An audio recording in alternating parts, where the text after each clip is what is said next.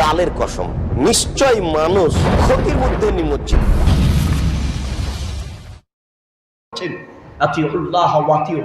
যদি জান্নাত পেতে হয় মনে রেখো আল্লাহর নবী মুহাম্মদুর রাসূলুল্লাহ সাল্লাল্লাহু আলাইহি ওয়াসাল্লামকে অনুসরণ করতে হবে। আপনি কার কথা দিয়ে কার কথা বাদ দিচ্ছেন? আপনি জানলেন যে এটা কোরআনে আছে, হাদিসে আছে, এরপরে আপনি আবার বলছেন থাকলে কি হবে, আমাদের তরিকায় নাই। আপনার এটা কোন তরিকা? আপনার এটা কোন তরিকা?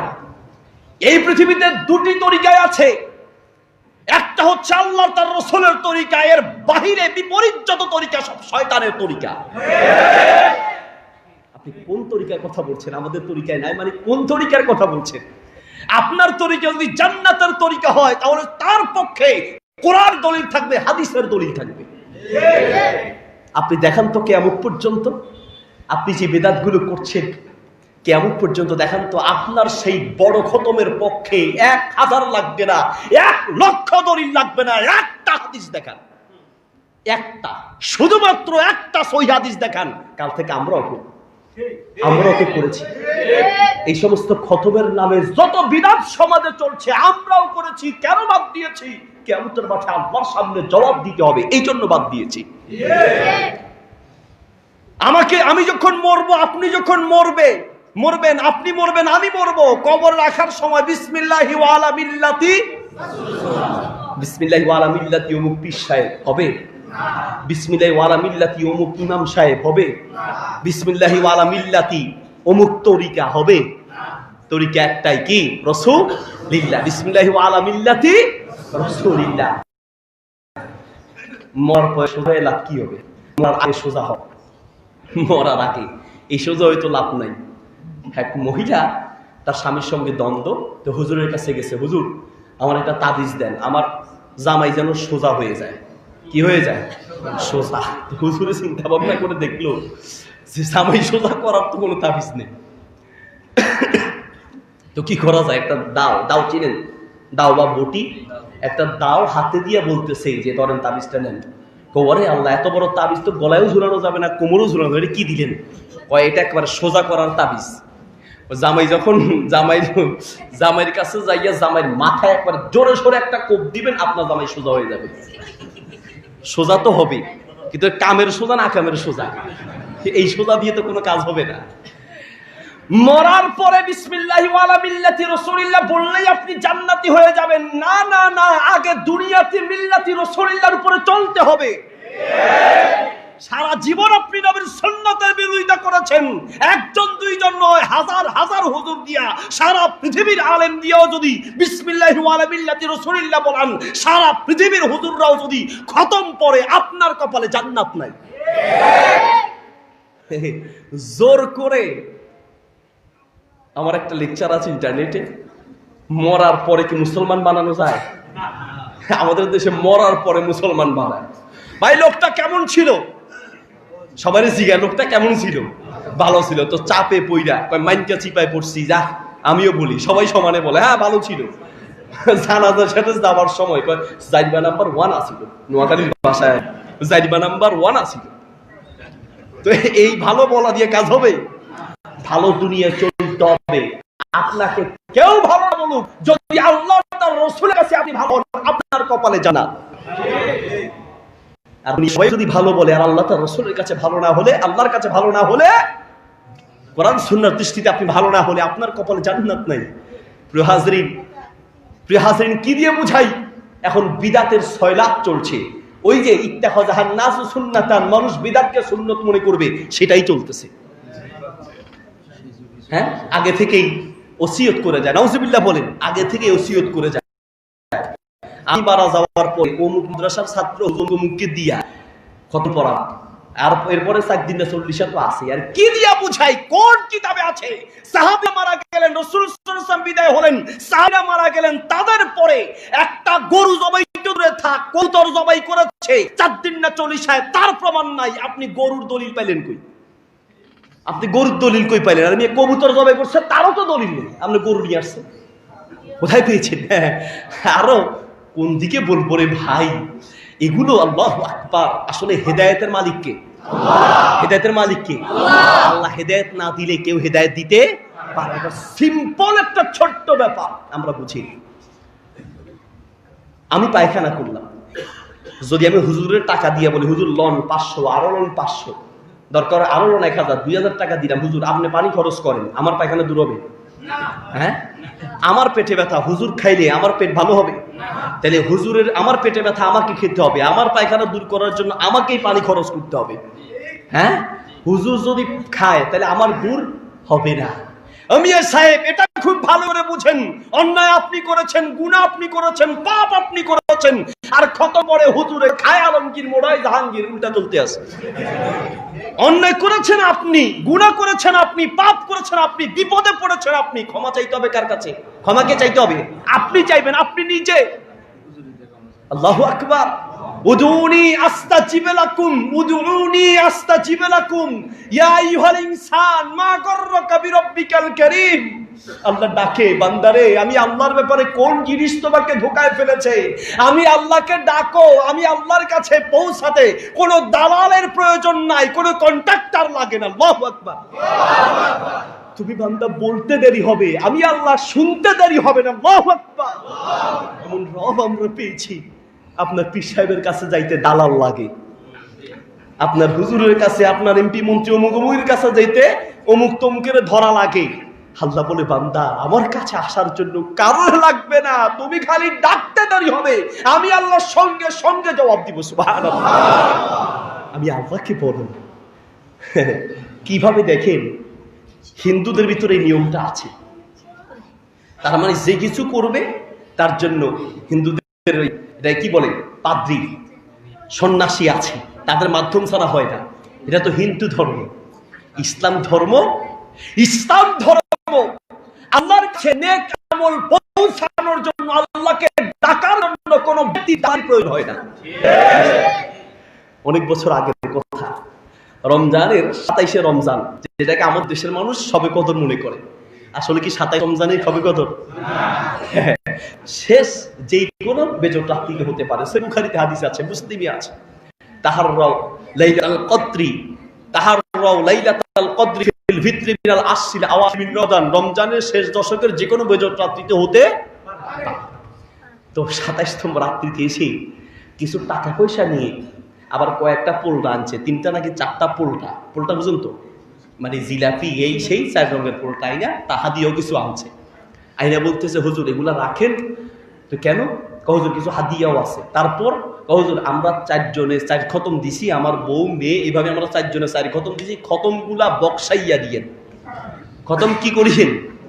বক্সাইয়া দিয়েন। আমি বললাম ভাই রে, খতম বক্সানি এটা তো কোনো কিতাব পাইনি। হুজুর আপনি এত বড় হুজুর, খতম বক্সা পাইলেন না? পাইলেন নাকি? আপনি বলে মুফতি, আপনি এত বড় হুজুর, আপনি খতম বক্সানি পাইলেন না? হ্যাঁ, এখন তো আল্লাহ মাফ করুক কমছে, আগে এগুলো এখনো আছে, এখনো অনেক জায়গাতে আছে। তো আমি বললাম যে মানিটা কেমন বুঝতে, আমরা যে কোরআন তেলাওয়াত গুলো করছি, তো এগুলো হুজুর ঝুলতে আছে। কোথায় ঝুলে দেখছেন? আমার থেকে বেশি জানেন। আসমান জমিনের মাঝখানে ঝুলতে, তারপর আপনি বক্সাইয়া দিলেন এবার আল্লাহর কাছে পৌঁছাবে। বললাম দেখছেন, আরে টাকা খাওয়ার বুদ্ধি কারে কয়? তার আমার প্রথম বক্সাই দিলে আগে আমার কিছু দাও, আমিও খুশি, আমার পকেটও খুশি, তোমার আমলও খুশি। নাউজুবিল্লাহ বলেন। আমি বললাম ভাই রে, আপনি তো বুঝেন নাই। আল্লাহু আকবার। আপনি যখন কোরআন তেলাওয়াত করেছেন সঙ্গে সঙ্গে আল্লাহর কাছে কবুল হয়েছে। কোন নেক আমল আল্লাহর কাছে পৌঁছানোর জন্য আল্লাহ কোন দালাল আর কন্ট্রাক্টর রাখে নাই। আল্লাহু আকবার। সরাসরি আল্লাহর কাছে আপনি বলবেন, এতে আল্লাহ বেশি খুশি হয়। আল্লাহর কাছে বলবেন, আল্লাহর কাছে চাইবেন। কি বলবো ভাই, আপনার নেক আমল পৌঁছানোর জন্য, আপনার গুনার মাফের জন্য খতম। তো খতম কয়জনে পড়ে? 40 জনে পড়ে। 40 জন হুজুর এসে খতমে কি বলে? লা ইলাহা ইল্লা আনতা সুবহানাকা ইন্নী কুনতু মিনাজ জালিমিন। মানে কি? আল্লাহ ছাড়া কোনো মাবুদ নাই, আল্লাহ আমি জালিম। দেখেন 40 জন হুজুর যাদেরকে দিয়ে খতম পড়াইতেছে, এই হুজুরগুলা দিনদার, মুত্তাকি, ফরজগার, নামাজি, তাহাজ্জুদ গুজার, বউ পর্দা থাকে, সব ঠিক আছে। আর যে বেটা এই খতমের ব্যবস্থা করছে, ওই বেড়া কিন্তু ঠিক মতো নামাজও পড়ে না, আরো আরো আকাম কুকাম যা আছে সব করে। এই দিনদার 40 জন হুজুর নিজেরে বলতে আছে ইন্নী কুনতু মিনাজ জালিমিন, আল্লাহ আমি জালিম, আমি জালিম, আমি জালিম। আর যে বেড়া ওই খতমের ব্যবস্থা করছে ওই বেড়া আলিম, ওই বেড়া কিন্তু খতমে নেই। দেখছেন 40 জন হুজুর নিজেরে কি বানাইলো? জালিম বানাইলো। হইলো নাউজুবিল্লাহি মিন জালিক। কি হাজরিন, কয়টা বলবো? এমন হাজার হাজার শত শত বিদআত দিয়ে আজ সমাজটা ধ্বংস। যেখানেই বিদআত চালু হয় সেখানেই নবীর সুন্নাত উঠে যায়। আমরা সমাজে ফিতনা করতে চাই না, আমরা সমাজে ফিতনা বন্ধ করতে চাই। আমরা সমাজে ফিতনার সাপোর্টার নই, আমরা ফিতনা বন্ধ করতে চাই। নবী সাল্লাল্লাহু আলাইহি ওয়াসাল্লামের সুন্নাতগুলোকে জবাই করে যারা বিদআতের ফিতনা চালু করেছে সেগুলোকে বন্ধ করতে চাই। তবে আমরা দলিল দিয়ে, গায়ের জোর দিয়ে নয়। আপনারা জানেন আমার একটা ইন্টারনেট আলোচনা আছে, আমি বহসের সাপোর্টার নই। কারণ এখন তো বহস মানে হলো, বহসের আসল অর্থ হলো কয়েকজন মিলে গবেষণা করে মূল কথাটা বের করবে। গবেষণা মানে কি?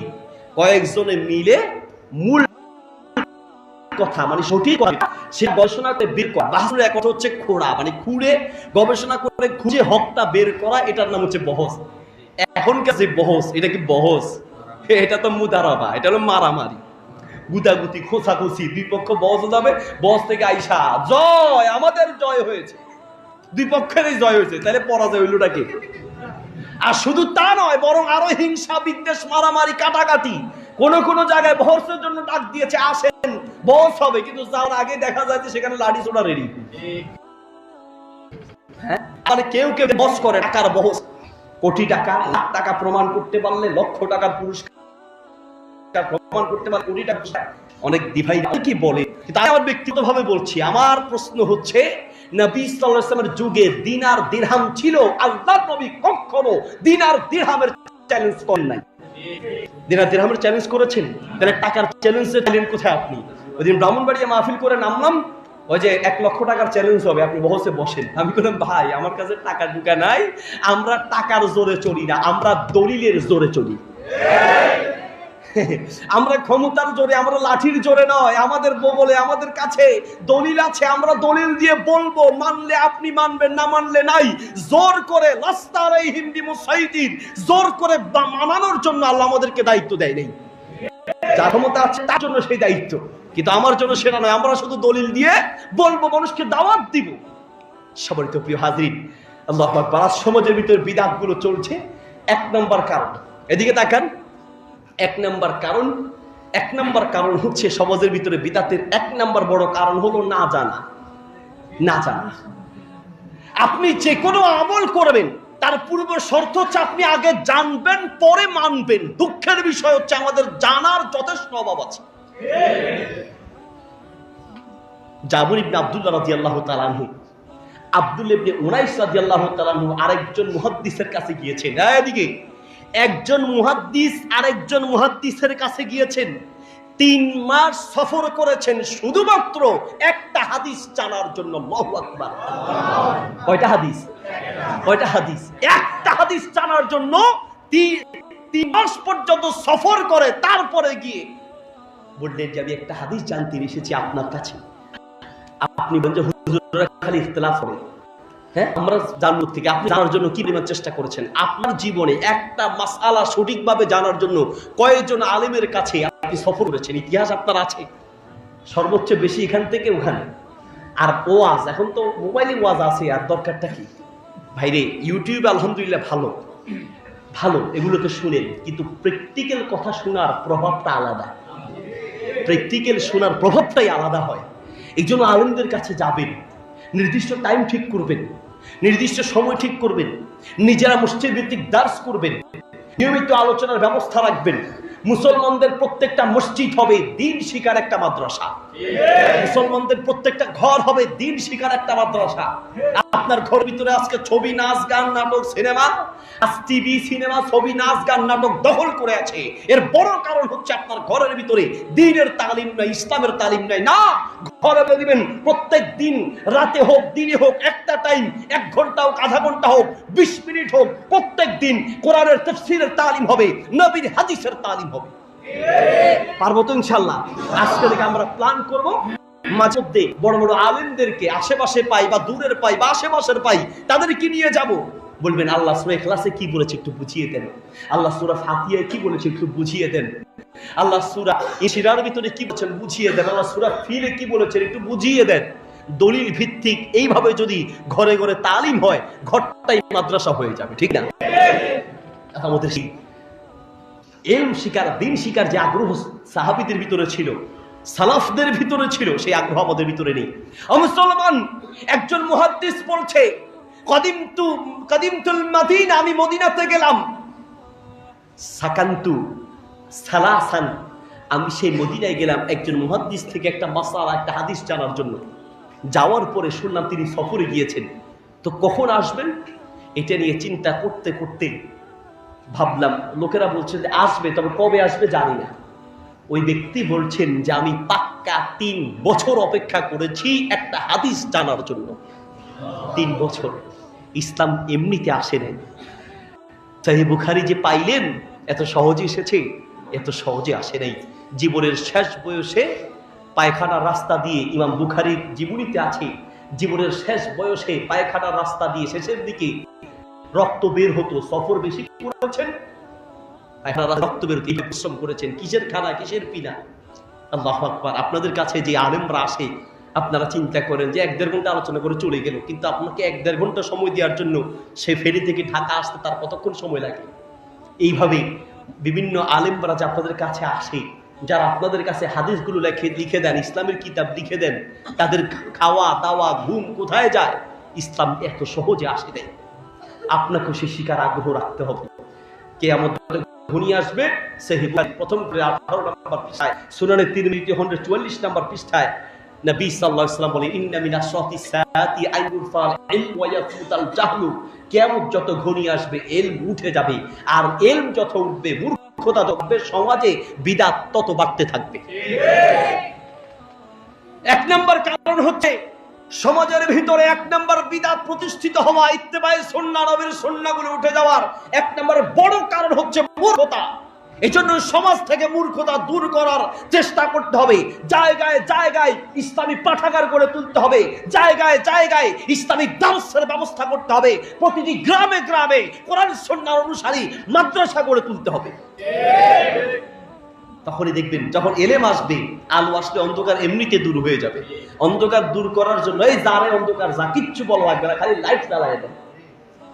পাশাপাশি ধৈর্য ধরে আগাতে হবে।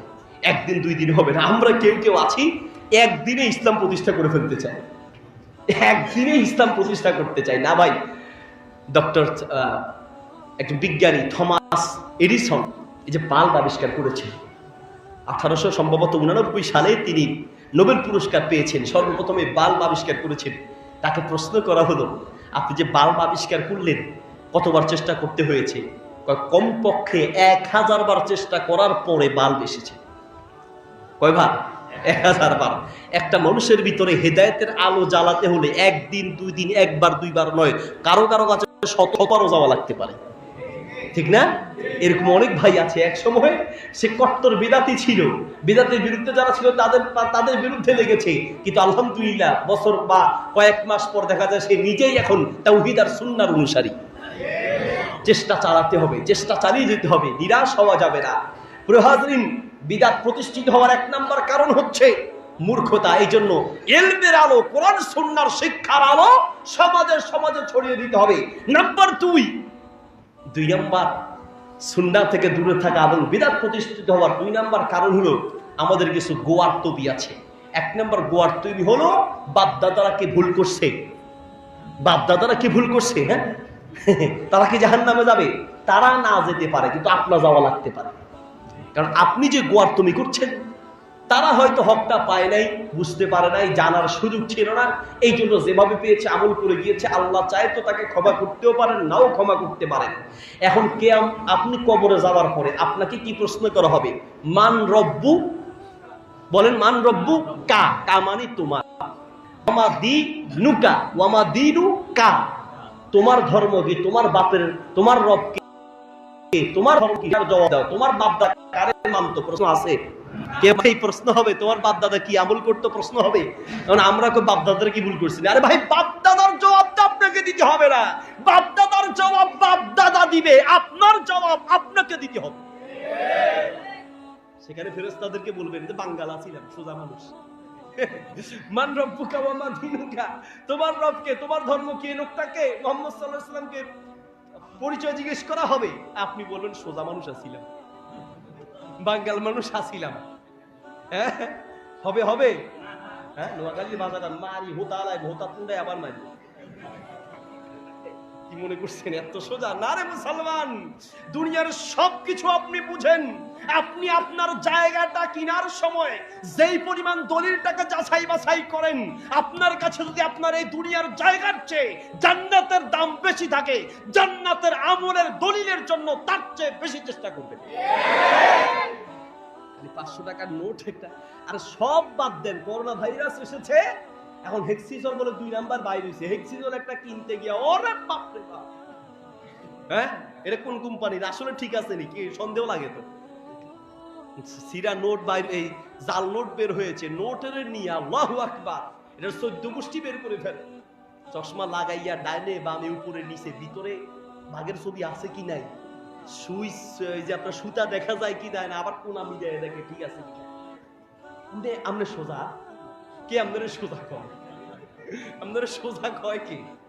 প্রিয় হাজরিন, বারবার বলছি মনে রাখবেন, দুনিয়ার জায়গার দাম আপনার কাছে যেই পরিমাণ তার চেয়ে কোটি গুণ বেশি জান্নাতের দাম থাকতে হবে। আর সেই জান্নাতের জন্য আপনার করা আমলগুলোর দলিল আরো শক্তভাবে যাচাই বাছাই করতে হবে, শক্তভাবে যাচাই বাছাই করতে হবে।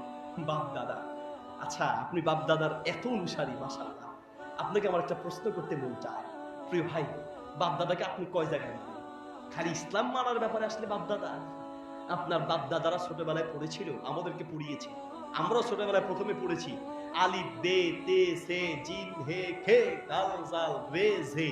এখন আর বে তে সের যুগ আসেনি, এখন কি আলিফ বা তা তা জিম হা খ দাল রাল র ঝা, এখন বেতেসের যুগ নাই। আপনি যদি বলেন বাপ দাদারা বেতেসে পড়ছে, বাপ দাদা যেমনি আমিও তেমনি, তো থাকেন বাপ দাদা যেমনি আমিও তেমনি, তাহলে আপনি পুরোটাই গন্ড মূর্খই থেকে যাবেন, ঠিক কিনা? বাপ দাদারা জানতে পারে নাই, জানে নাই, তারা সেভাবে চলে গিয়েছে, আল্লাহ চাহে তো ক্ষমা করবে। এখন সঠিক জানার ব্যবস্থা হয়েছে, আপনাকে সঠিকটাই জানতে হবে। বাংলা আমরা ছোটবেলায় পড়ছি দ দন্তার স, এখন বলছে না দ্বন্দ্ব স। আমরা ছোটবেলায় পড়েছি দ আড়ু ভাঙ্গা দ, আড়ু ভাঙ্গা দ, কান্দে ভাঙ্গা ধ। কিসের হাঁটু নিয়ে? হাঁটুই তো নাই, দ ধ, হাঁটু নাই কাঁধও নাই। আমরা ছোটবেলায় পড়ছি পেট কাটা মদিনার স। পেট আসেনি, পেট কাটতো, পেটই তো নাই, কাটবো কেমনি? হাজরিন, তাহলে বাপদাদারা ভুল করেছে, এগুলোকে আমরা শুধরাচ্ছি। বাপদাদারা টিনের ঘরে ছিল, ছনের ঘরে ছিল, মাটির ঘরে ছিল, এখন আমরা বিল্ডিং হয়েছে, দরকার নাই, সব ভাঙেন। দরকার আছে কি নেই? তারা যতটুকু পেয়েছে সেটা করেছে, এখন আমরা আরো ভালো পেয়েছি, আলহামদুলিল্লাহ, আরো উন্নত হচ্ছি। ঠিক তেমনি ভাবে বাপদাদারা কি ভুল কি করেছে না করেছে, কবরে আপনার প্রশ্ন হবে না, হাসরে প্রশ্ন হবে না, প্রশ্ন হবে বান্দা তোমাকে আমি ব্রেন দিয়েছি, সত্য যাচাই বাছাই করার ক্ষমতা দিয়েছি, বলো তুমি কাকে রব মেরেছো, কোনটাকে তুমি দিন মেরেছো, ঠিক কিনা? কাকে নবী মেরেছো, হিসাব দাও, জবাব দাও। হিসাব দিতে হবে। 2 নম্বর দলিল বাপ দাদা। 3 নম্বর আমরা দলিল দেখি, 3 নম্বর দলিল হুজুরে বলছে, বড় হুজুরে বলছে। উনি কি কম, এত বড় হুজুর, এত বড় মিয়া সাহেব, আশিরক ফি ইবাদাতিল্লাহ আছে, আশিরক রিসালাও চলছে। আশিরক ফি রিসালা কিভাবে?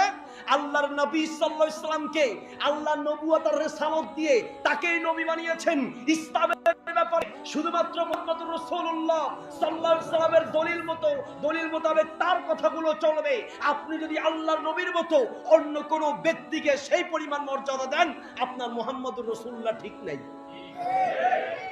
জাতিকে আমরা আশহাদু আল্লা ইলাহা ইল্লাল্লাহ বুঝাতে পারি নাই, এখন ওয়া আশহাদু আন্না মুহাম্মাদুর রাসূলুল্লাহ বুঝাতে পারি নাই। আপনার মুহাম্মদুর রাসূলুল্লাহ বলার মানেটা কি? আমার খালি এটা বুঝান যে আপনার কালিমার ভিতরে মুহাম্মদুর রাসূলুল্লাহ নাকি অমুক রাসূলুল্লাহ। আপনার পীর সাহেব রাসূলুল্লাহ আছে? আল্লাহ মাফ করুন, নাউজুবিল্লাহ, আব্দুল কাদের জিলানী রাসূলুল্লাহ আছে, খাজা মঈনুদ্দিন চিশতি রাসূলুল্লাহ আছে, খানজানা আলী রাসূলুল্লাহ আছে, কি আছে? মুহাম্মাদুর জবান মুহাম্মাদুর রাসূলুল্লাহ। তার মানে কি? মুহাম্মদ সাল্লাল্লাহু আলাইহি সাল্লাম আপনাকে আল্লাহ রাসূল বানিয়ে পাঠিয়েছে। আমার জীবনের প্রত্যেকটা আদর্শ, প্রত্যেকটা আমল হবে আপনার তরিকা মতো। এর নাম মুহাম্মদুর রাসূলুল্লাহ। আর আপনি অমুক, আপনি যার দলিল দিচ্ছেন, যারা অনুসরণ করছেন, বড় হুজুর ঠিক আছে, কিন্তু তার চোখ আছে কিনা এটাও তো দেখতে হবে। তার কাছে আসলে এলমের বহর আছে কিনা, সে দলিল দিয়ে কথা বলে কিনা এটাও তো দেখতে হবে। বুঝার জন্য একটা দৃষ্টান্ত দিলে ভালো করে বুঝবেন। মাছে ভাতে বাঙালি, দৃষ্টান্তের কাঙ্গালি। দৃষ্টান্ত দিয়ে বুঝালে ভালো করে বুঝে। মাহফিলে যাবে এক অন্ধ, দুই চোখ নাই, দাঁড়িয়ে আছে রাস্তার পাশে, তার মনে মনে চিন্তা, যদি কোনো চোখওয়ালা ব্যক্তি মাহফিলে যায় তো তারে ধরে ধরে আমি কোথায় যাব? মাহফিলে যাব। সোজা হয়ে দাঁড়িয়ে আছে, অনেকক্ষণ দাঁড়ায় থাকলেও কেউ আসে না। তো চিন্তা করছে বোধহয় পিছন থেকে আসে না, সামনে হয়তো পাওয়া যায়। তো সামনে হাঁটতে লাগলো, যে আস্তে আস্তে আগাই, হয়তো কোনো একজন চোখওয়ালা ব্যক্তিকে পাইলে তাকে ধরে মাহফিলে যায়। যাইতে যাইতে সামনের গ্রামে আরেক অন্ধের সাথে দেখা, ধাক্কা লাগার সাথে সাথে, ভাই আপনি যাবেন কই? ভাই আমি তো মাহফিলে যাবো। তাহলে ঠিক আছে ভাই, আমিও মাহফিলে যাবো, দুইজন চলে। এখন এই অন্ধ মনে করছে ওর চোখ আছে, ও আমার মাহফিল নিয়ে যাবে। ও মনে করছে এর চোখ আছে, আসলে চোখ কারোই, দুইজনও যেই সেই। এ মনে করছে ও নিয়ে যাবে, কিন্তু আগে উচিত ছিল কি, ভাই আপনার কি চোখ আছে, আপনি কি দেখতে পান, তাহলে আমাকে নিয়ে চলেন। কিচ্ছু না, মানে পাইছে তো সারছে। আমরাও ঠিক এরকম, বড় হুজুর, ও মা, ও ওরে বাপ রে বাপ, এত বড় হুজুর, এত বড় পীর সাহেব, আরে মিয়া সাহেব, খালি জনসংখ্যার মুরিদের সংখ্যা দেখে হকপন্থী চিহ্নিত করা যায় না। হকপন্থী চিহ্নিত করা যায় কোরআন সুন্নাহর ইলম দিয়ে। তার চোখ আছে কিনা আগে যাচাই বাছাই করেন। সে কথা বলার সময় কি কোরআনের দলিল দেয়, হাদিসের দলিল নাই, না বুজুর্গানের দ্বীনের দলিল দেয়? কার দলিল দেয় সেটা আগে দেখেন। দুই অন্ধ যাচ্ছে, যাবে মাহফিলে। মাহফিল দুজনে তো চোখে দেখে না, মাহফিল মনে করে যায় যে খালে পড়ছে। খালে পইরা একজন আরেকজনের কইতেছে, তুই ইচ্ছা করে আমার খালে ফালাইছিস। এ ওরে মায়, ও ওরে মায়, আরো রাতের মায় জমে বানো, দুজনে মারামারি শুরু করছে। কারণ এ মনে করতেছে ওর চোখ আছে, ইচ্ছা করে আমার ফালাইছে। এ মনে করতেছে ওর চোখ আছে, আসলে কার চোখ আছে না নাই, দুজনেরই তো চোখ নেই। আজও সমাজের বাস্তবতা তাই। সাধারণ মানুষরা, তারা তো ইসলাম বুঝে না, ঠিক আছে, কিন্তু ইসলাম বুঝার জন্য সে ধরেছে বড় হুজুরকে, বড় পীর সাহেবকে। নিজেরও চোখ নাই, ওই হুজুরেরও চোখ নাই, দুইজনই জাহান্নামের গর্তে গিয়ে মারামারি করা লাগবে। প্রিয় হাজরিন, এর মানে এই নয় যে কোরআন সুন্নাহর অনুসারী আলেমদেরকে অনুসরণ লাগবে না, লাগবে। কোরআন সুন্নাহর অনুসারী আলেমদেরকে আতিউল্লাহ ওয়া আতিউর রাসূল ওয়া উলিল আমরি মিনকুম। উলুল আমরের অনেক ব্যাখ্যার একটা ব্যাখ্যা হচ্ছে আলিম, যিনি সত্যিকার কোরআন হাদিসের জ্ঞান আছে, তাদেরকে আপনি অনুসরণ করবেন। তবে শর্ত আছে। কি শর্ত? বিল বাইয়িনাতি ওয়াজ যুবুর। আপনি যাকে অনুসরণ করবেন, সে যেই হোক না কেন, তার কথা ততক্ষণ মানা যাবে যতক্ষণ তার কথার পক্ষে কোরআনের দলিল থাকবে, নবীর হাদিসের দলিল থাকবে, তখনই মানা যাবে। সবার যদি হাজির না হয়, আমলগুলো করবেন। কিয়ামতের মাঠে কিছু মানুষ আমল নিয়ে আফসোস করতে করতে নিজের হাত কামড়াতে কামড়াতে থেতলিয়ে ফেলবে। কি করলাম, আমল তো অনেক করেছে, কি করলাম। সারা রাত ধরে যাইতেছে বাসায়, তো রশি, বড় কাঁচি রশি, রশির সঙ্গে পা লাগছে। ও মনে করছে সাপ। অন্ধকার তো দেখে লাঠি একটা আইনা, পিটানি কারে কর। 1-2 ঘন্টা পিটানোর পরে একজনের টর্চ লাইট নিয়ে আসছে, টর্চ লাইট দিয়ে বাইরে দেখে, আয় হ্যাঁ কি করলাম, এতক্ষণ তো 2টা ঘন্টা সময় একেবারে খামাখা গেছে। সাপ মনে করে রশি পিটাইছে। আজও আমাদের সমাজের ভিতরে কিয়ামতের মাঠে বহু বিদাতির অবস্থা এমন হবে, আফসোস করবে, আয় হায় কি করলাম, সারা জীবন আমল মনে করে বিদাত করেছি, এখন তো জাহান্নাম ছাড়া উপায় নাই। ঠিক কিনা? ওরে ভাই, আমরা আপনার শত্রু নই, আমরা আপনার শত্রু নই, আপনার বিরোধী নই, আপনার বন্ধু। আমরা চাই আপনাকে লস থেকে বাঁচানোর জন্য, বিদাত থেকে বাঁচানোর জন্য, জাহান্নাম থেকে বাঁচাতে চাই রে ভাই। ঠিক কিনা? আপনাকে দয়া করে, আপনাকে বুঝাতে চাই, মায়া করে বুঝাতে চাই, আপনাকে ভালোবেসে বুঝাতে চাই, আমার সঙ্গে আপনার টাকার কোনো দ্বন্দ্ব নাই, আপনার সঙ্গে জায়গা জমি নিয়ে দ্বন্দ্ব নেই। আপনাকে শুধু বুঝাতে চাই, ভাই আসেন সঠিক পথে, সবাই একসাথে মিলে জান্নাতের মেহমান। ঠিক কিনা? বিদাতের 3 নাম্বার কারণ হলো অমুক হুজুর তমুক হুজুর বলেছে। প্রিয় হাজরিন, এই প্রসঙ্গে আমার লেখা একটা বই আপনারা হয়তো ইতিমধ্যে নেটে পেয়েছেন, ইমান ভঙ্গের 60টি কারণ একটা বই লিখেছি। ইমান ভঙ্গের 60টি কারণ। আমার একজনকে হুজুর, ইমান ভঙ্গের আবার কারণও আছে, ইমান ভঙ্গের আবার কারণও, আবার একটা দুইটা না, 60টা। আগে তো 10টা শুনছিলাম, যা কোনো রকম বাঁচা গেছে, এখন আপনি দিচ্ছেন 60টা। আমি বললাম যে আরো আছে। 60টা তো আমি আমার গবেষণায় লিখেছি, কিন্তু ইমান ভঙ্গের কারণ খালি 60টা না, আরো বহু কারণ আছে। সামনে গবেষণা করলে আরো বহু কারণ বের হবে, যে কারণগুলোতে মুসলমান হওয়া সত্ত্বেও আপনার ইমান ভেঙে চৌচির হয়ে যাচ্ছে, কিয়ামতের মাঠে আপনি জাহান্নামে যেতে হবে। এমন বহু শিরক, প্রত্যেকটা শিরকে আকবর ইমান ভঙ্গের কারণ, প্রত্যেকটা কুফরে আকবর, বড় কুফরি ইমান ভঙ্গের কারণ, বড় নিফাকি ইমান ভঙ্গের কারণ। কয়টা বলবো? সেই বইয়ের ভিতরে উল্লেখ করেছে, সেখান থেকে কিছু গুরুত্বপূর্ণ বিষয় আপনাকে বলি। আমরা তো দলিল দেই, কথায় কথায় বলি যে অমুক হুজুর বলেছে, তমুক হুজুর বলেছে, ইমাম আবু হানিফা রাহিমাহুল্লাহ বলেছেন, ইমাম শাফি বলেছেন, অমুক বলেছেন, তমুক বলেছেন। সেই মহা সম্মানিত ইমামগণ আমাদেরকে কি শিখিয়েছেন? তারা কি বলেন? আমি কি বলি আর আমার সারিঙ্গায় কি বলে? তারা কি বলেছেন আর আমরা কি করছি? সেই কথাগুলো আপনাদেরকে শোনাতে চাই, খুব খেয়াল করে শুনবেন। ইমাম আবু হানিফা রাহিমাহুল্লাহ, ইমাম আবু হানিফা রাহিমাহুল্লাহ অত্যন্ত বড় আলেম ছিলেন, আহলুস সুন্নাহ ওয়াল জামাতের ইমাম ছিলেন। তার আকীদার কিতাব পড়লে বোঝা যায় যে তিনি কেমন আলেম ছিলেন, ঠিক কি না? অত্যন্ত বড় আলেম ছিলেন। কিন্তু আমরা পাশাপাশি এটাও বিশ্বাস করি উনি অনেক বড় আলেম, ওনাকে অন্তর থেকে ভালোবাসি, প্রাণ দিয়ে ভালোবাসি, ওনাকে মন থেকে ভালোবাসি, ওনার জন্য দোয়া করি, রহিমাহুল্লাহ বলি, আল্লাহ তাকে রহম করুন, তার জন্য দোয়া করি। পাশাপাশি এটাও মনে করি উনি একজন মানুষ ছিলেন, উনি মানুষ ছিলেন, মানুষ হিসেবে পৃথিবীর প্রত্যেকটা মানুষই ভুল করতে পারে, ঠিক না? ঠিক না? পৃথিবীর প্রত্যেকটা মানুষ উনি যেমন ভুল করতে পারে, নাসরুদ্দিন আলবানী রাহিমাহুল্লাহ ভুল করতে পারে, ইমাম বুখারী রাহিমাহুল্লাহ মাসালা দিকে ভুল করতে পারে, ইমাম শাফিও ভুল করতে পারে, ইমাম মালিকও ভুল করতে পারে, ইমাম আহমদও ভুল করতে পারে।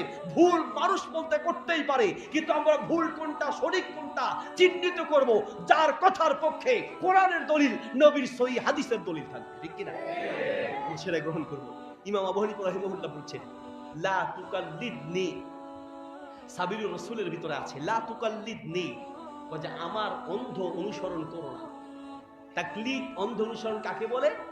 কোন মানুষের কথা, আখজুল কওল বিগাইরি দালিলিন, বিলা দালিলিন, দলিল ছাড়া কোন কথা গ্রহণ করা।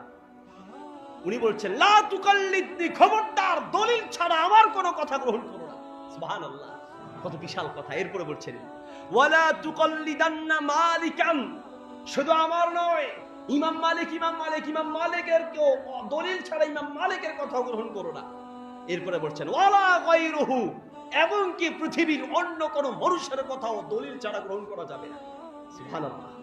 এরপরে বলছেন ওয়াফুজিল আহকাম, বিধিবিধানগুলোকে গ্রহণ করো, মিন হাইসু আখাযু মিনাল কিতাবি ওয়াস সুন্নাহ, দলিলগুলোকে গ্রহণ করো তারা যেখান থেকে গ্রহণ করেছে। তারা কোথা থেকে গ্রহণ করেছে? তারা গ্রহণ করেছে কোরআন হাদিস থেকে। কাজেই বিধিবিধান গ্রহণ করো কোরআন হাদিসের দলিল অনুযায়ী। আমাদের সঙ্গে ওনার কোনো ব্যতিক্রম আছে? আমরা ওনার কথার সঙ্গে একমত নই। আমরা হলাম সবচেয়ে বড় হানাফি, ঠিক কিনা? ইমাম হানিফাকে ভালোবাসি, মহব্বত করি, ভালোবাসি এবং ওনাকে শ্রদ্ধা করি, ওনাকে অনুসরণ করি। তবে ততক্ষণ অনুসরণ করি, সব ইমামকে আমরা ভালোবাসি, ততক্ষণ তাদের কথা গ্রহণ করব যতক্ষণ তাদের কথা কোরআন এবং সুন্নাহ অনুযায়ী হবে। এরপর শুধু এতটুকুই নয়, তারপরে বলছেন দিরাসাতুল লাবিবের 90 নম্বর পৃষ্ঠায় এসেছে, তিনি বলেন হারামুন আলা মাল্লাম ইয়ারিফ দালিলি আন ইফতিয়া বিকালামি, খালি আমি বলেছি, কার কথা? ইমাম আবু হানিফা রাহিমাহুল্লাহ বলছেন, শুধু আমি বলেছি, আমার কথা দিয়ে, আমার নাম দিয়ে ততক্ষণ ফতোয়া দিবে না যতক্ষণ না পর্যন্ত আমার কথার পক্ষে দলিল যাচাই করবে। আগে দলিল দেখো যে আমি দলিল দিয়ে বলছি কিনা, তারপরে আমার কথা বলো। তাহলে ইমাম আবু হানিফা রাহিমাহুল্লাহ ক্লিয়ার বলে দিয়েছেন। কেউ যদি ইমাম আবু হানিফা রাহিমাহুল্লাহকে দোষারোপ করে, এটা ভুল করবেন। উনি ক্লিয়ার বলে দিয়েছেন যে আমার কথা না, গ্রহণ করো কি? কোরআন এবং হাদিস থেকে গ্রহণ করো। তারপরে তিনি বলছেন আবার, আল্লাহু আকবার, সাবিলুর রাসূলের 97 এবং 98 নম্বর পৃষ্ঠে এসেছে, তাকে প্রশ্ন করা হয়েছে, ইদা রাআইতুম, তিনি বলছেন ইদা রাআইতুম কালামানা ইউখালিফু যাহিরাল কিতাবি ওয়াস সুন্নাহ ফা'মালু বিল কিতাবি ওয়াস সুন্নাহ ওয়াদরিবু বিকালামিনাল হাইদ। শোনো, যখন দেখবে আমাদের কোনো কথা কিতাব এবং সুন্নাহ, কিতাব মানে আল্লাহর কিতাব কোরআন, কোরআন এবং হাদিসের বিপরীতে যখন আমাদের কোনো কথা পাবে তখন শুনে রাখো ফা'মালু বিল কিতাবি ওয়াস সুন্নাহ, তখন কোরআন এবং হাদিস অনুযায়ী আমল করবে। ওয়াদরিবু বিকালামিনাল হাইদ, আমাদের কথাকে দেয়ালের মাঝে ছুঁড়ে ফেলে দিবে। কত বিশাল কথা! আমাদের কথাকে দেয়ালের মাঝে ছুঁড়ে ফেলে দাও, কোরআন হাদিসের কথাকে গ্রহণ করো। এরপরে আবার বলছেন, ইমাম আবু হানিফা রাহিমাহুল্লাহকে প্রশ্ন করা হয়েছে, ইমাম সাবিলুর রসুল ইকদুল জিদের 54 নম্বর পৃষ্ঠায়, সাবিলুর রসুলের 97 নম্বর পৃষ্ঠায় এসেছে, প্রশ্ন করা হয়েছে সুইলা রহিমাহুল্লাহ, ইমাম আবু হানিফা রাহিমাহুল্লাহকে প্রশ্ন করা হয়েছে, ইদা কুলতা কওলান, আপনি কোন একটা কথা বলেছেন, ইউখালিফুহু কিতাবুল্লাহ, আপনার কথার বিপরীতে যদি আল্লাহর কিতাব তথা কোরআনের কোনো দলিল পাই, তখন কি করব? ডাইরেক্ট একদম ক্লিয়ার করে বলে দিয়েছেন, ক্লিয়ার কাট কথা বলেছেন, একদম স্পষ্ট করে বলে দিয়েছেন, উতরুকু কওলি বিকিতাবিল্লাহ, আমার কথাকে ছুঁড়ে ফেলে দিয়ে আল্লাহর কোরআনের দলিলকে গ্রহণ করো।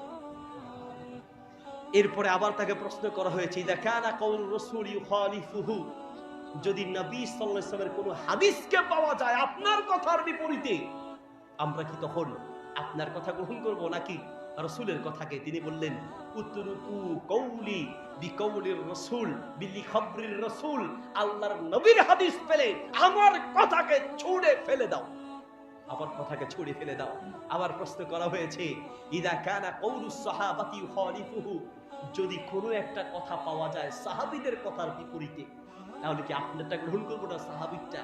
তিনি বললেন, উতরুকু কওলি লিকওলিস সাহাবাতি, সাহাবীদের কথা পেলে আমার কথাকে ছুঁড়ে ফেলে দিয়ে সাহাবীদের কথাকে গ্রহণ করো।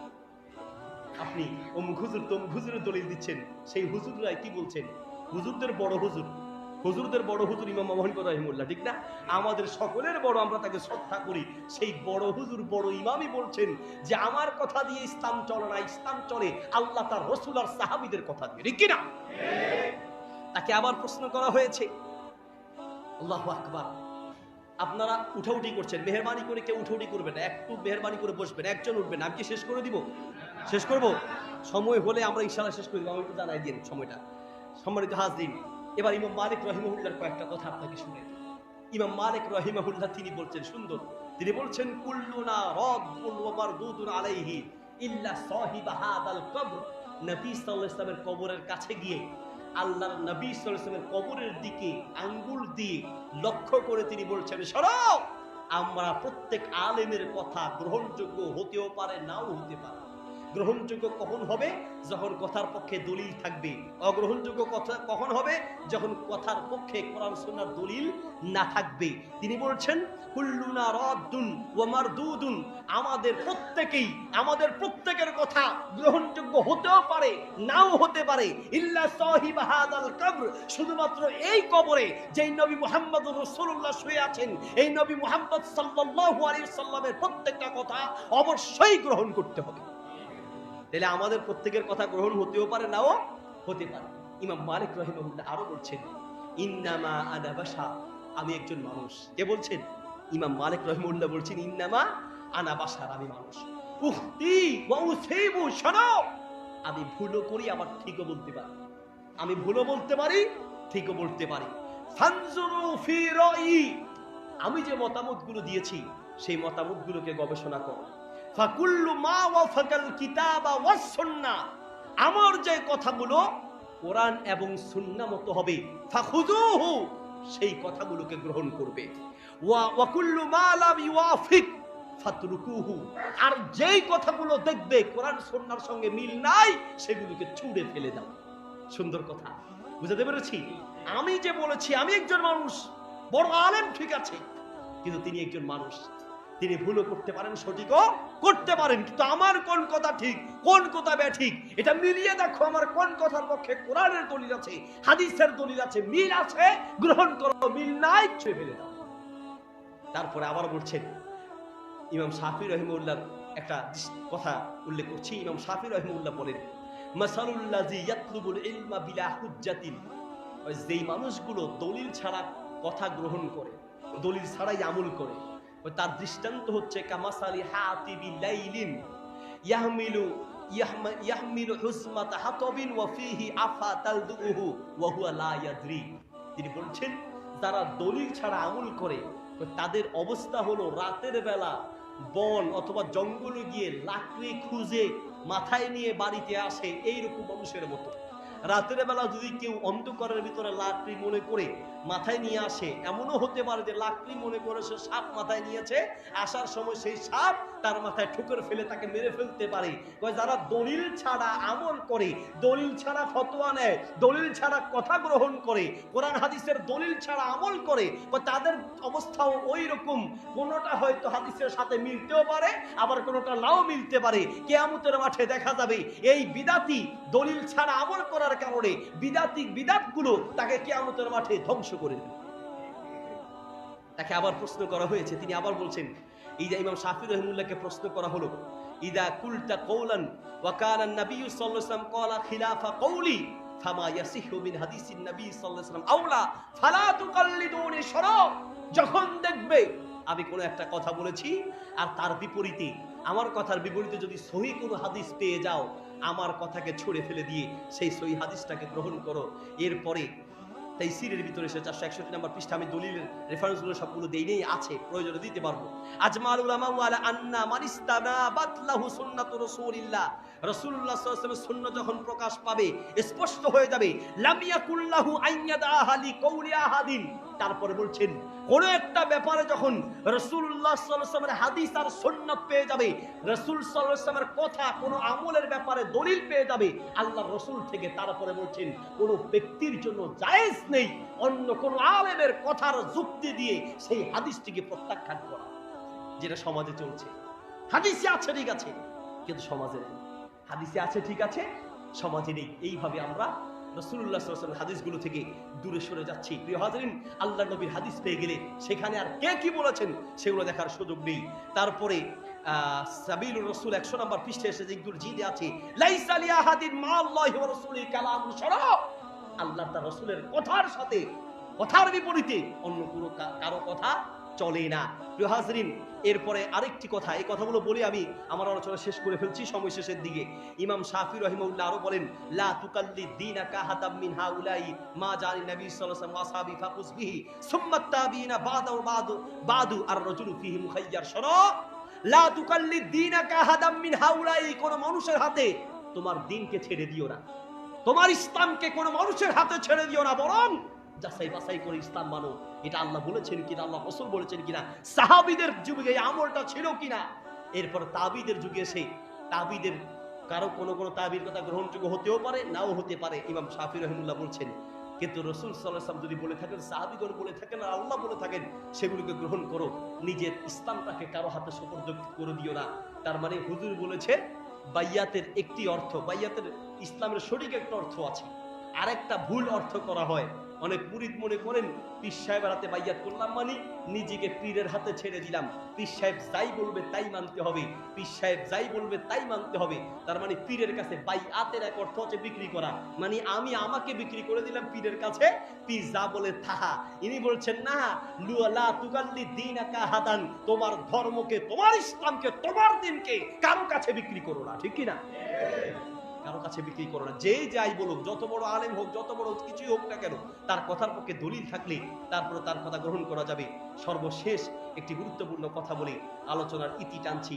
হাজরিন, ইমাম শাফি রাহিমাহুল্লাহ আরেকটি, ইমাম আহমদ রাহিমাহুল্লাহ একটি কথা আছে, তিনি বলছেন, আজিবতু লিকৌমিন, আমি সেই সকল মানুষের জন্য আশ্চর্য হই, আরাফুল ইসনাদ ওয়া সিহাতাহু, তারা একটা হাদিস সহিহ জানার পরেও এরপর ইয়াযহাবুনা ইলা রাই সুফিয়ান ওয়াল্লাহু তাআলা ইয়াকুল, এরপর তিনি বলছেন যে একটা হাদিস সহিহ জানার পরেও কিছু মানুষ সেই যুগের কথা বলছেন যে এই হাদিসে আছে ঠিক আছে, কিন্তু সুফিয়ান সাউরি কি বলে একটু জানার চেষ্টা করি।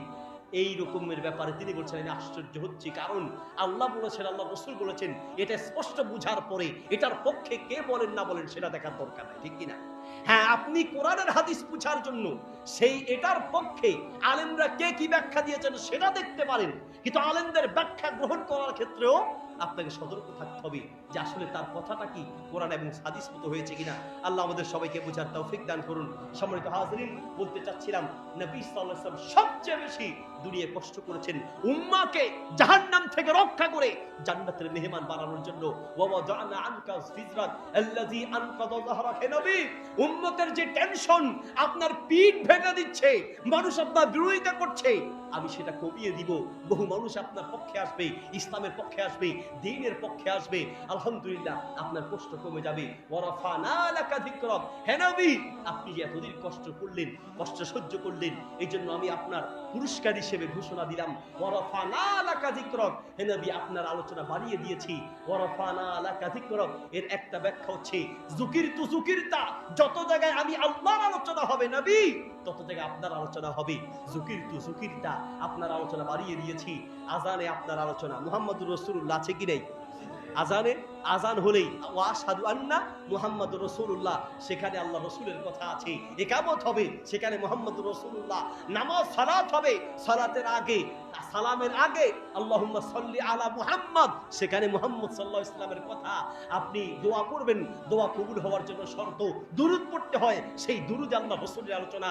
একটা সন্তান জন্মগ্রহণ করবে, জন্ম হলেই তার কানে আযান দিতে হবে, সেখানে মুহাম্মাদুর রাসূলুল্লাহ। একটা লোক মারা যাবে, মারা গেলে জানাজার সালাতের ভিতরে দুরূদ আছে, আল্লাহুম্মা সাল্লি আলা মুহাম্মদ, সেখানে মুহাম্মাদুর রাসূলুল্লাহ। সকাল সন্ধ্যা আমলের ভিতরে দুরূদ আছে, সেখানে মুহাম্মাদুর রাসূলুল্লাহ। আল্লাহু আকবার। যুকিরতু যুকিরতা ওয়ারাফানা লাকা যিকরাক। হে নবী, আপনার আলোচনা বাড়িয়ে দিয়েছি, আপনার আলোচনা বাড়িয়ে দিয়েছি। ফাইন্না মা'আল উসরি ইউসরা, কষ্টের পরে সুখ আছে। দুনিয়ায় অনেক কষ্ট সহ্য করেছেন, আখিরাতে আপনার জন্য সুখের ব্যবস্থা রেখে দিয়েছি, আপনার টেনশন নেই। অথবা ফাইন্না মা'আল উসরি ইউসরা, আরেক ব্যাখ্যা হচ্ছে জীবনের প্রথম দিকে কষ্ট করেছেন, এরপরে আল্লাহ আমি আপনাকে কিছুটা সুখ বাড়িয়ে দিব। ফাইজা ফারাগতা ফানসাব ওয়া ইলা রাব্বিকা ফারগাব। যখন দুনিয়ার দাওয়াতি কাজ শেষ করবেন, রাতের বেলা তাহাজ্জুদে দাঁড়িয়ে যাবেন, যখন আল্লাহর সামনে তাহাজ্জুদে দাঁড়িয়ে যাবেন, আল্লাহর সাহায্য আসবে। দুনিয়ায় দাওয়াতি কাজে, বিভিন্ন কাজে আল্লাহর সাহায্য পাওয়ার একটা বড় মাধ্যম হচ্ছে তাহাজ্জুদের সালাত। আল্লাহ আমাদের সবাইকে এই যে কথাগুলো বলেছি, বিশেষ করে সুন্নাহর উপরে আমল করা, নবী সাল্লাল্লাহু আলাইহি ওয়াসাল্লামকে পরিপূর্ণভাবে অনুসরণ করা তৌফিক দান করুন, আমিন। বিদআতকে বর্জন করা তৌফিক দান করুন, আমিন। প্রিয় হাজরিন, সর্বশেষ মুহূর্তে আপনাদের প্রতি একটা উদাত্ত আহ্বান, খুব নরম করে 2-1 মিনিটের ভিতরে শেষ করে দিচ্ছি। আমাদের সাথে আসছেন? আচ্ছা, মাশাআল্লাহ, 2-1 মিনিটের ভিতরে আলোচনা শেষ করে দিচ্ছি। প্রিয় বন্ধুগণ, সেটা হলো আমরা যখন দুনিয়া থেকে বিদায় হব, আমাদেরকে কবরে রাখা হবে বিসমিল্লাহি ওয়া আলা মিল্লাতি রাসূলিল্লাহ, আল্লাহ রাসূলের মিল্লাতের উপরে। নবী সাল্লাল্লাহু আলাইহি ওয়াসাল্লামের উম্মত হিসেবে আপনাকে কবর রাখা হবে, আপনাকে কবর রাখা হবে। প্রশ্ন করা হবে, মান হাযার রাজুল আল্লাযী বুইসা ফীকুম, ইনি কে, যাকে তোমাদের মাঝে প্রেরণ করা হয়েছে। সেই নবীকে আপনি সেখানে চিনতে হলে দুনিয়াতে সেই নবীর আদর্শ মতো চলতে হবে, ঠিক কিনা? প্রত্যেকটা সুন্নাতকে গুরুত্ব দিতে হবে, প্রত্যেকটা সুন্নাতকে গুরুত্ব দিতে হবে। কোনো সুন্নতের উপরে যদি আমল করতে কোনো কারণে না পারেন, অন্তত কখনো সুন্নতের বিরোধিতা করবেন না, কোনো হাদিসের বিরোধিতা করবেন না। বুঝে শুনে যদি ইচ্ছা করে কেউ কোনো একটা সহিহ হাদিসের বিরোধিতা করে, তার ঈমান ভেঙে যাবে, ঈমান চলে যাবে। এই জন্য সতর্ক থাকতে হবে। প্রিয় হাজরিন, কোনো একটা হাদিস পাওয়ার পরে, সুন্নাহ পাওয়ার পরে সেগুলোর উপরে যথেষ্ট যেভাবেই পারেন এগুলোকে ধীরে ধীরে হোক চেষ্টা করবেন, এগুলোকে সমাজে নিজে আমল করার এবং সমাজে ধীরে ধীরে হলেও বাস্তবায়ন করার। আল্লাহ আমাদেরকে তৌফিক দান করুন। সুবহানাল্লাহ। আমি অনেক কথা বলেছি, যদি কোনো কথা ভুল করে থাকি আল্লাহ রাব্বুল আলামিন আমাকে ক্ষমা করে দিন। আমরা যা আলোচনা করেছি সঠিক কথাগুলোর উপর আমাদেরকে আমল করার তৌফিক দান করুন, আমিন। সুবহানাকাল্লাহুম্মা ওয়া বিহামদিক, আশহাদু আল্লা ইলাহা ইল্লা আনতা, আস্তাগফিরুকা ওয়া আতুবু ইলাইক। ওয়াসসালামু আলাইকুম ওয়া রাহমাতুল্লাহ।